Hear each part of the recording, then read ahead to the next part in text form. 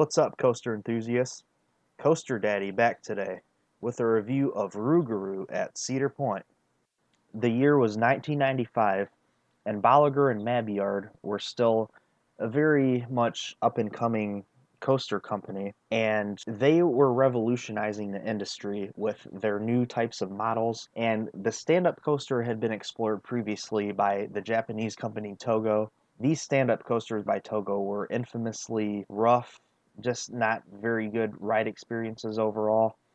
They didn't do a whole lot besides going upside down once and having a helix and a little airtime hill. But when B&M came into the picture, they revolutionized this concept by redesigning it, and they were able to do a whole lot more with this model than had been done by Togo. They were able to do lots of different types of elements, and these stand-up coasters became pretty popular in the 90s. Many of them were installed over the course of a few years, and over time, these stand-up coasters didn't age very well, and they gained negative reputations of being just very painful. They had these awful bicycle seat type restraints. They didn't make for a very good ride experience. I got to ride Mantis at Cedar Point about 2 or 3 times several years back, and I gotta say, I was not a big fan of it. Those few rides were enough for me, and I'm glad I got to experience it like that, but it was not a very pleasant experience, needless to say. And in late 2014, Cedar Point announced that for the 2015 season, Mantis would be no more. It would be converted into a floorless roller coaster, and it would go by the name of Rougarou. I think Rougarou is a pretty cool name. They did a really good job with the color scheme. It has a bright orange track and these dark forest green supports, and it looks spectacular. Really cool looking ride. Cool logo, and they did a great job with the presentation. Getting into the ride experience on Rougarou, the floor drops, the gates open, you depart the station, and you begin your climb up this big 145-foot tall lift hill. This is actually a pretty big ride. I think it actually looks bigger than it is when you're standing right next to it. When Mantis opened in 1996, Cedar Point loves to break records, obviously, and Mantis opened as the world's tallest, fastest, and longest stand-up coaster.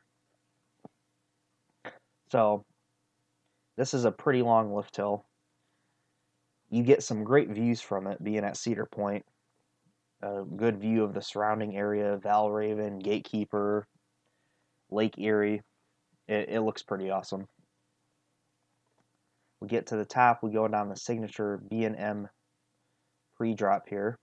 Then we hit our first drop, which is 137 feet. We reach a speed of 60 miles an hour. We hit this massive vertical loop. This is probably one of the best parts of the ride. Then we go into this big dive loop here. This is pretty fun as well. It's a pretty fun element. We go into this big helix. And then we hit the incline loop, which is a pretty unique element. And then we go through a couple twists and turns here. We twist up into our mid-course brake run. Don't lose any momentum here, really. Slows down very little. And then we hit the corkscrew inversion. Hit a turn to the left, dip down, a dip up, twist down to the right. Have a couple more twists and turns here. And then just like that, the ride hits the final brakes. So the layout for Rougarou, obviously this was designed as a stand-up coaster, so it has a very different layout from all the other floorless coasters. And I've actually always kind of appreciated that. That being said, however, I don't think this layout is all that great overall. It starts off pretty strong with the vertical loop and the dive loop and then that incline loop, but really after the brake run, it's kind of boring, kind of sort of meanders around. It just has a lot of small twists and turns. Besides that corkscrew, which is kind of painful anyway, there's not really a whole lot after the brake run in this layout. So I appreciate that it's unique for a floorless coaster.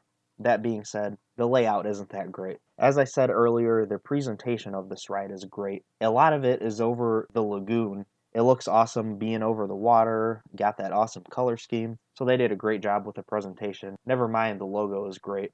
There's not really any theming with this ride being at Cedar Point. That's kind of a given. Now, the big thing with this ride, and this really hurt the ride a lot for me, it is so bumpy. I tried putting my head forward to avoid a lot of the bumpiness, and it still wasn't that comfortable. And I really don't think this is that big of an improvement over Mantis. It is better than Mantis, I'll give it that, but I was pretty disappointed. I wasn't really expecting a whole lot going into it because I had heard some pretty mixed things anyway. But this was a not very comfortable ride overall, just lots of head banging. And these B&Ms are known for developing a rattle. With this one, it's definitely there and you can feel it. If you put your head forward, it does help a little bit. One thing I've always thought, the way I look at it, you shouldn't have to do that on a coaster to be able to enjoy them anyway. So that doesn't really help a lot. This is a pretty jerky ride, and coupled with that, the half after the mid-course brake run, which is just kind of blah, this ride doesn't really have a lot going for it in my opinion. One point I do want to make though, is I think being at Cedar Point, this ride actually seems worse than it really is. This is actually a pretty solid supporting coaster, and at a lot of parks, this would actually be a decent ride probably, but being at Cedar Point, it's just really overshadowed, I mean, by its neighbors, Millennium Force, Steel Vengeance, Magnum. I mean, there's, it's Cedar Point. There's so many world-class rides there. This just doesn't stack up against them. But credit where it's due, this is a decent supporting coaster. Overall, I was not a huge fan of this ride. I think it is a little bit of an improvement over Mantis. Some people even say it's a drastic improvement. I'm not a big fan of it. I'm going to give this ride a 6.5 out of 10. I think that's pretty fair. It's not terrible. I would definitely ride it again. It's not something I would ride every time I visit Cedar Point, but something I would ride here and there.